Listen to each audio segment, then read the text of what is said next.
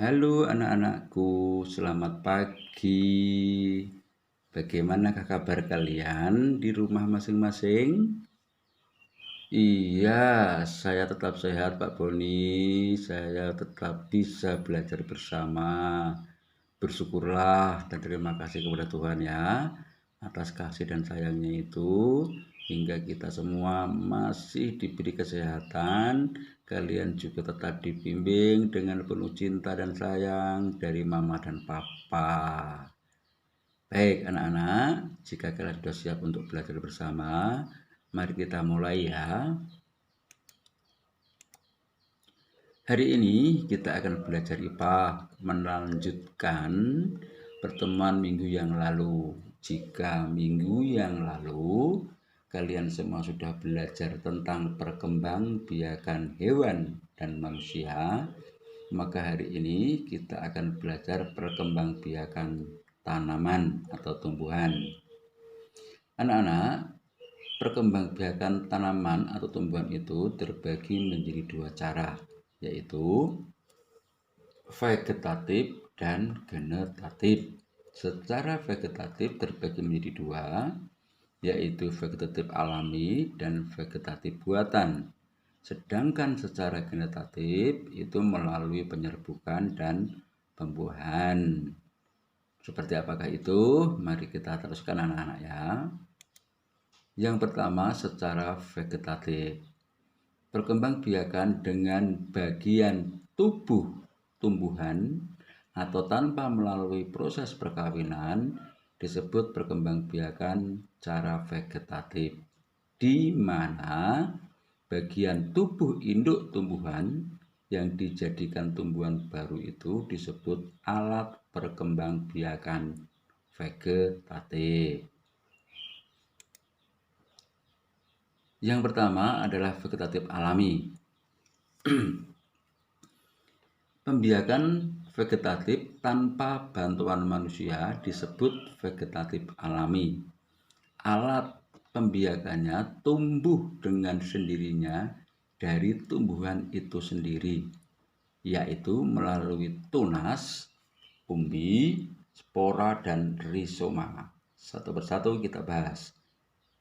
Tunas, anak-anak, jika kalian di rumah memiliki tanaman cocor bebek, ya, kalian bisa mengamati di bagian pinggir daun-daunnya yang sudah agak tua, itu akan tumbuh tunas-tunas baru seperti ini.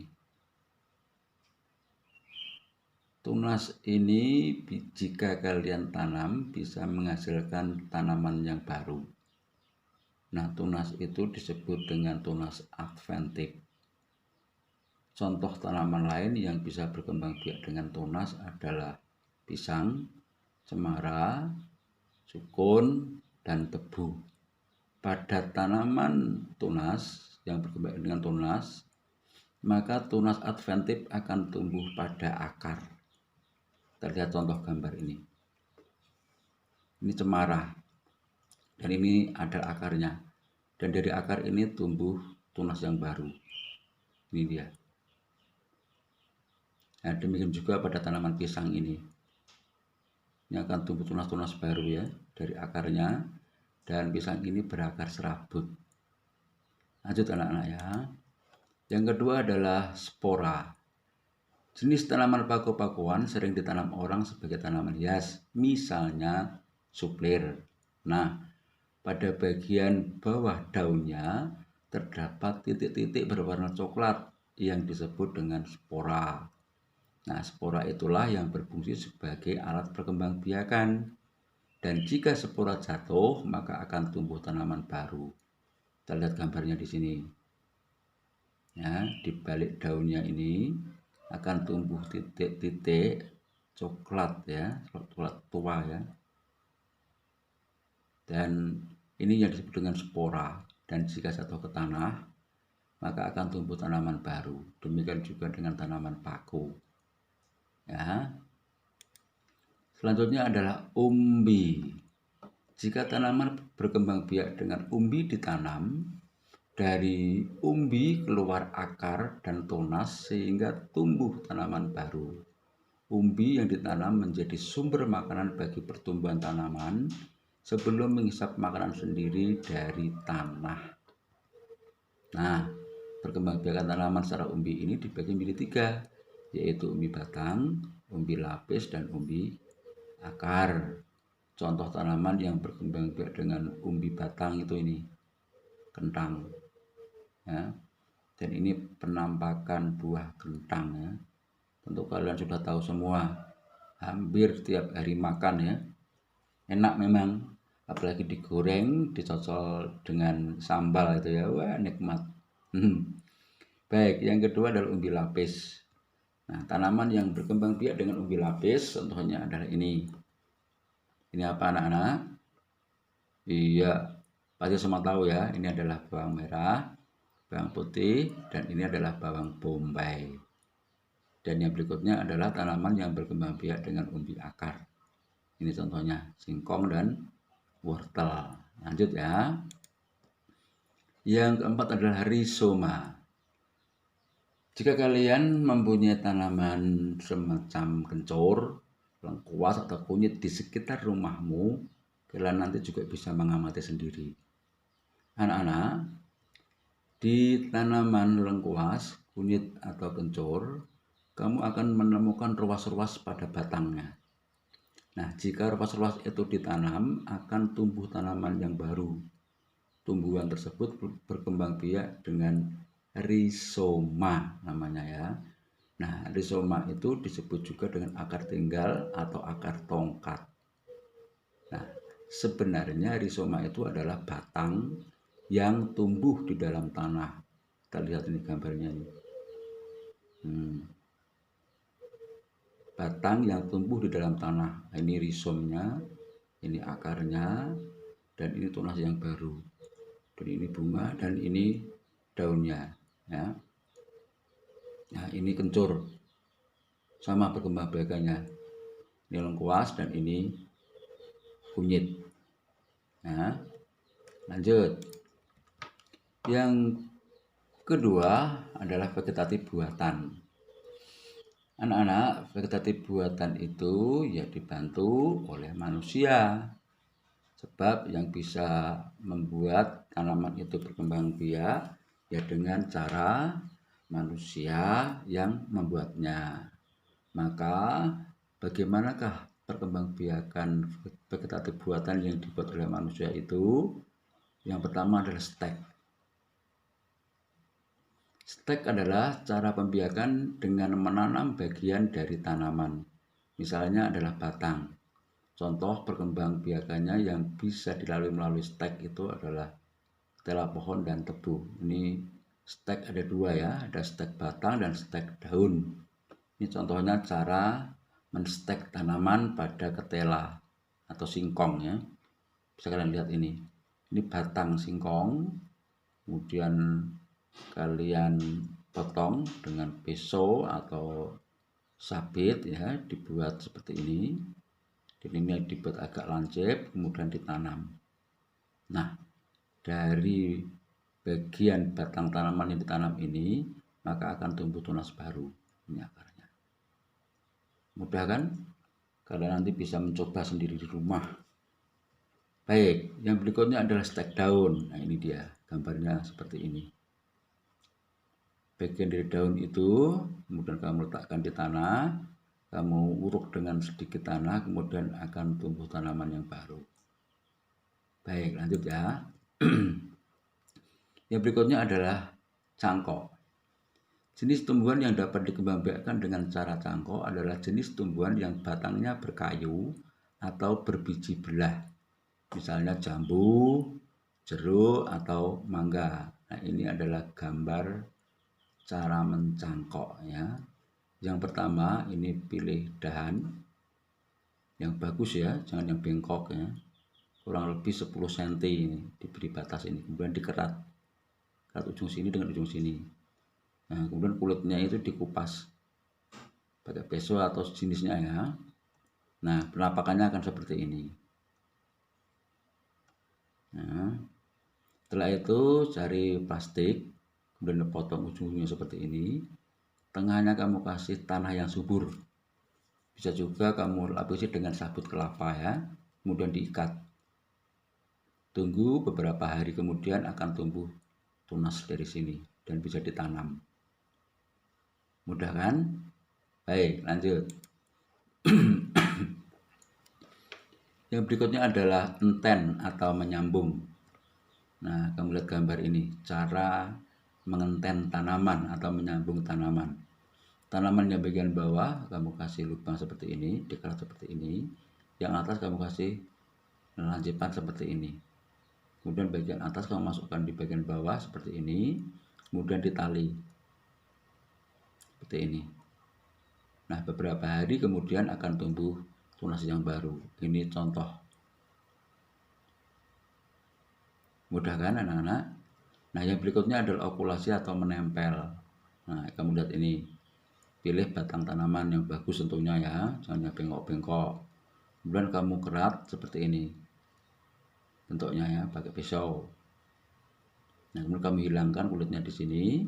Kemudian kamu tempel dengan tunas yang baru. Kemudian ditali dan beberapa hari kemudian akan tumbuh tunas yang baru. Baik, selanjutnya anak-anak ya. Yang berikutnya adalah merunduk. Perkembangbiakan tanaman bercabang panjang dengan cara merundukkannya ke tanah agar batang tanaman yang merunduk dapat kembang biak.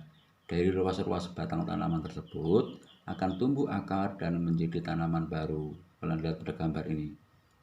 Ini tanaman yang akan kita runduk. Ini tanaman induknya ya. Nah, kemudian ini dahannya atau rantingnya ya. Kemudian kita rundukkan ke tanah seperti ini, diberi penyangga. Nah, bagian yang kena tanah ini lama-kelamaan akan tumbuh akar dan ini akan menjadi tanaman yang baru. Mudah kan anak-anak? Baik, kita teruskan. Yang berikutnya adalah cara perkembangbiakan secara generatif. Ya. Ada berbagai tumbuhan yang berkembang biak menggunakan biji. Biji terbentuk dari hasil penyerbukan dan pembuahan. Penyerbukan dan pembuahan terjadi pada tanaman yang memiliki bunga. Perkembangbiakan yang seperti ini disebut perkembangbiakan generatif. Mari kita mulai dengan penyerbukan dan pembuahan. Bagian bunga yang merupakan alat untuk berkembang biak adalah benang sari dan putik. Benang sari merupakan alat kelamin jantan.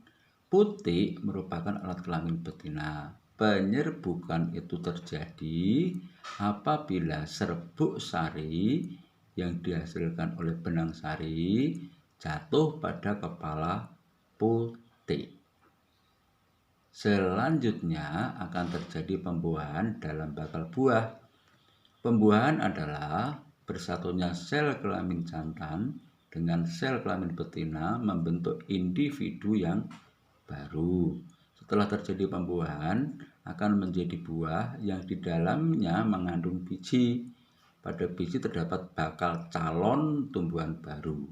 Jika biji telah masak, dapat ditanam dan akan tumbuh menjadi tanaman yang baru.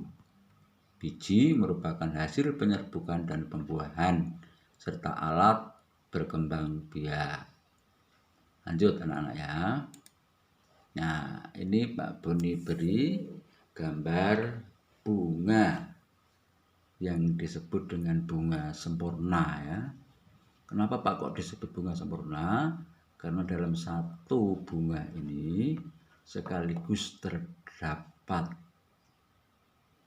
kepala sari dan putik. Nah, kalian bisa lihat ini. Ini tangkai sari dan ini kepala sari. Dan dari kepala sari inilah dihasilkan serbuk sari ya. Dan ini adalah kepala putik dan ini adalah tangkai putik.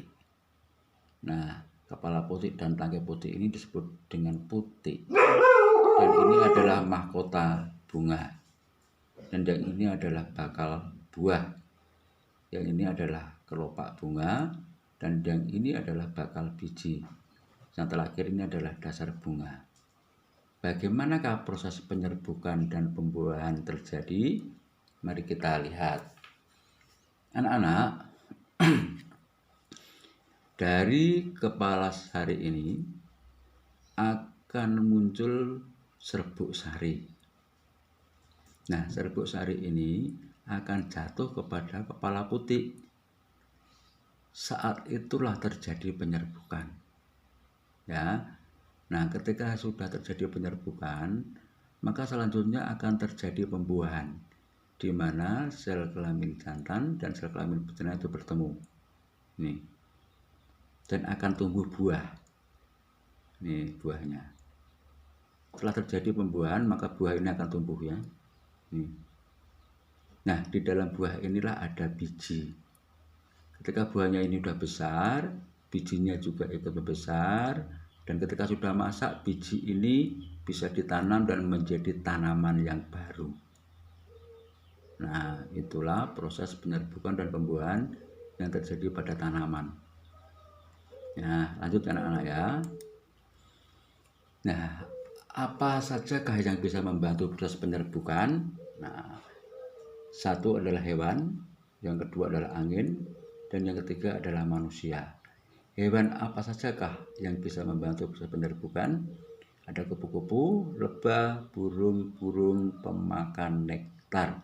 Ini nektar anak-anak ya, sorry Pak Buni salah ketik ini. Bukan nektar ya, tapi nektar. Baik, jenis tanaman apakah yang bisa dibantu penyerbukannya oleh hewan?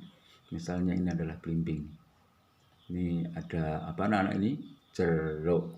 Iya, benar semua. Dan ini ada alpukat, ini ada durian, ini juga ada jeruk, dan ini ada apel. Ya, semuanya ini penyerbukannya bisa dibantu oleh hewan. Bagaimanakah caranya? Nah, ketika hewan seperti kupu-kupu atau lebah itu hinggap di bunga tanaman ini, maka serbuk sari akan nempel di kakinya, ada bagian tubuh dari hewan itu. Kemudian jatuh di kepala putik tanaman itu.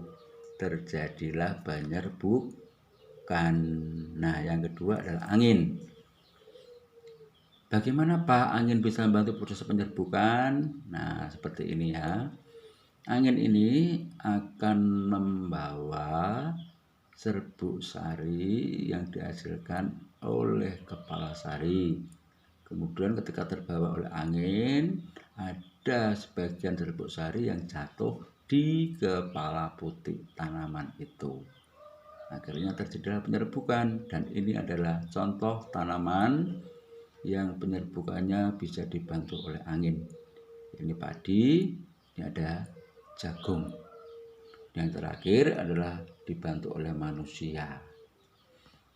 Nah, ini adalah jenis tanaman yang penyerbukannya bisa dibantu oleh manusia. Ini ada vanili dan ini ada anggrek. Lanjut anak-anak ya. Nah, yang terakhir ini adalah macam-macam penyerbukan.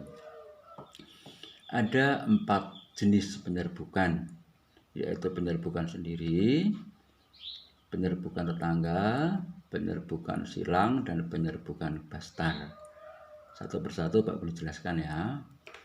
Penyerbukan sendiri adalah terjadi ketika serbuk sari yang dihasilkan oleh benang sari atau kepala sari itu jatuh di kepala putik pada bunga itu sendiri.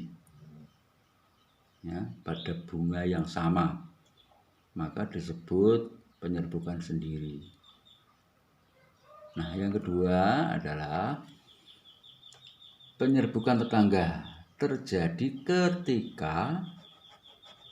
ketika serbuk sari jatuh di kepala putik pada bunga yang sama dalam satu pohon. Ya, bunganya ini berbeda tempatnya gitu ya, bukan dia sendiri tapi bunga yang lain tetapi masih dalam satu pohon. Ini dia ya. Nah, yang ketiga penyerbukan silang. terjadi ketika serbuk sari jatuh di kepala putih pada bunga yang sama tetapi berbeda pohon. Kalau ini tadi masih dalam satu pohon, yang ini berbeda pohon. Nah, yang terakhir adalah penyerbukan bastar. Terjadi ketika serbuk sari jatuh pada kepala putih pada bunga yang berbeda, pohon yang berbeda, tetapi masih dalam satu spesies atau satu keluarga. Mudah kan mengingatnya? Baik, anak-anak, ini tadi rangkaian pembelajaran kita tentang perkembangbiakan tanaman. Jika masih ada yang belum jelas, Pak Boni menunggu telepon atau chat dari kalian, ya. Nah, yang terakhir ini adalah tugas mandiri yang harus kalian kerjakan. Ini Pak Boni buatkan tabel seperti ini. Nah, tugasmu adalah mengamati yang ada di sekitar rumahmu, tanaman yang ada di sekitar rumahmu, ya. Jenis tanamannya apa, kemudian lihat dan amati berdasarkan pelajaran hari ini bagaimana cara perkembangbiakannya. Kamu tulis minimal 10 seperti ini. Kemudian setelah selesai kamu tulis, kamu foto dan kirimkan ke Pak Boni. Mudah kan anak-anak? Baik, terima kasih anak-anakku untuk semangat belajarmu hari ini. Semoga kita sekalian masih dalam lindungan kasih Tuhan kita. Dan yang terakhir, Pak Boni berpesan, terus jaga kesehatan, semakin sayang mama dan papa, dan merubah diri menjadi lebih baik hari demi hari. Terima kasih dan sampai jumpa.